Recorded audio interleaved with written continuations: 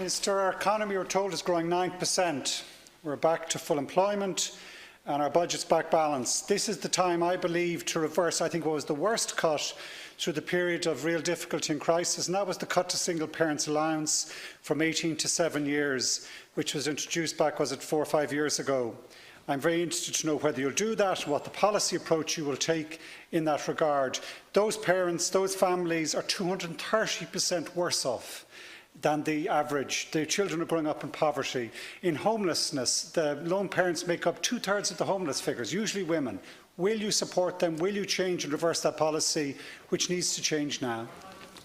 Thanks, Deputy. My department will be spending an estimated €502 million share on the one-parent family payment scheme in the year 2018, and I think the scheme currently supports over 39,000 recipients and almost 73,000 of their children. The One Family Payment Scheme has played, I think, a very important role in providing income support to lone parents since its introduction in 1997.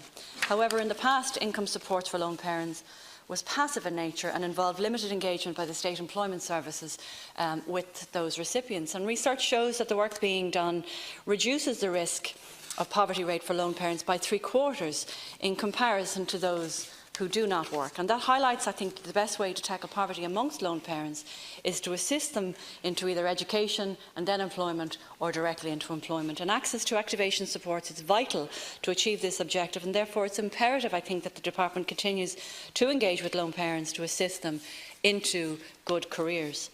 The non-conditionality of the nature of the payment, which was unique in Europe, coupled with its very long duration, has over time contributed to long-term social welfare dependency and, as you described rightly, associated poverty, and amongst many lone parents and their children. And the reforms of the scheme were introduced specifically to address that issue of poverty. The reforms provide enhanced access to the Department's intro services to lone parents once their child turns 7 years of age, and access to the Department's range of education and employment support services is essential to facilitate lone parents' progress into sustainable employment and ultimately financial independence. Budget 2018 contained a number of measures to support lone parents, including working lone parents. And for example, a lone parent on a job seeker's transition payment working 15 hours at the national minimum wage saw an increase to their overall income of almost €1,000 per annum. And also the disregards that were increased and the qualified child payment that was increased in the budget saw some percentage of people being moved from consistent poverty out of. We have a long way to go, Deputy, I totally agree with you, but it's only by I suppose intensifying the supports that we're giving to those 39,000 lone parents that we will achieve fruitful careers and independent financial independence for them for the rest of their life. Now, Deputy, 1 minute. Minister, I have to be honest, I'm shocked that the words I hear you speak today are the exact same words that Kevin Humphreys used when as Minister for State in this area. He introduced the cuts in lone parents' allowance back to anyone with a child only under the child of 7. And I'll be honest, Minister, I think the facts belie what the policy approach you and your department seem to be taking. I understand the Indicon report, which reviewed the effect of the cuts that were made, it showed a 50% increase in the poverty for those families. And I'm sorry, the basic premise that parenting isn't work, parenting doesn't count, parenting is passive and doesn't matter, and you've got to get people out into the workplace to tackle social inclusion, I fundamentally disagree with. I think if your Taoiseach said after the last abortion referendum that the key thing we have to do now is make Ireland the best place in the world to raise all families, well, I think what you're doing wrong with the most vulnerable families, with the most fundamental families, is wrong. And it's an opinion which is formed on an economic analysis that caring doesn't matter. Lone parents are a problem. They have to be got out of the home and got into the workplace at all costs. I think it's the fundamentally wrong approach and a tragedy that that's applying. Whatever about it applying in 2012 when we didn't have any money, it's ideological. And that's what I have a real concern, that even at a time when we have full employment, when we have growing income, it's an ideological reason you want parents to stop supporting them. Chair. I don't have an ideological problem with any parent in this country, Deputy, and I would ask you to be mindful of the comments or the accusations that you throw around. I've done nothing since I got elected or appointed to this position in July or June of last year, but to advocate as strongly and as loudly as I can to, number one, destigmatise the issues around lone parenting and to support lone parents and make commitments to ensure that I will continue to do that. But what you've done is you've conflated the cuts that were made in 2012 and in 2013 with the changes to policy. And so I'll just reiterate to you that the review that was carried out by Indicon, which was worth every single penny they charged us on the one-parent family payment changes, found that the changes resulted in an increase in employment amongst lone parents and a decrease in welfare dependency. And I'm the first person to stand here and admit to you that the cuts were harsh and they were targeted and they were unfair, and that's why I'm unravelling them.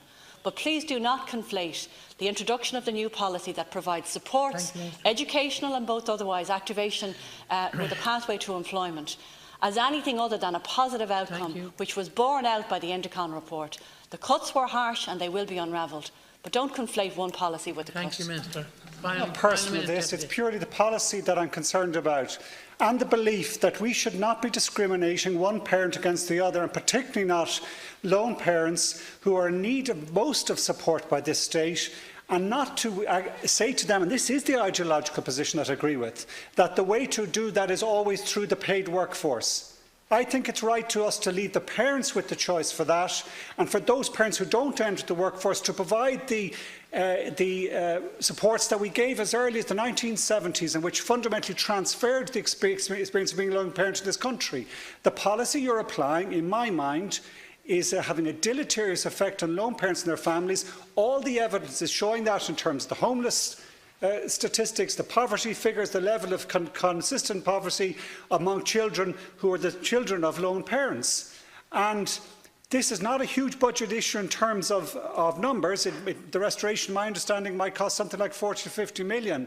But if we don't do that, it is the policy of your department, and it's not you, because it was there with the Labour ministers before you. I fundamentally disagree with it and ask you to reconsider whether forcing people into the paid workforce is the best way of providing social protection.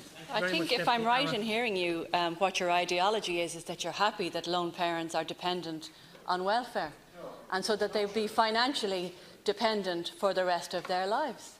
And I'm sorry, that's not an ideology I subscribe to even the tiniest bit. I don't. What we want is for people, and it's this particular group of people who are living in consistent poverty at rates far, far higher than the rest of the population, as indeed is their children, to provide financial independence to them. And if they want to stay at home, then that's a choice. But it's not going to improve their living standards. And what we want to do is, in the main, these women want to work, because I don't know how many of them you know. They don't want to stay at home and be financially dependent on the Department of Social Welfare. They want to be independent. They want to have fulfilling lives. They want to have active and participative lives. And that's what we're going to do, is to ensure that whatever resources and services that they need in order for them to fulfil their ambitions, which is having a full life, will be available from my department and the Department of Education. Thank you very much.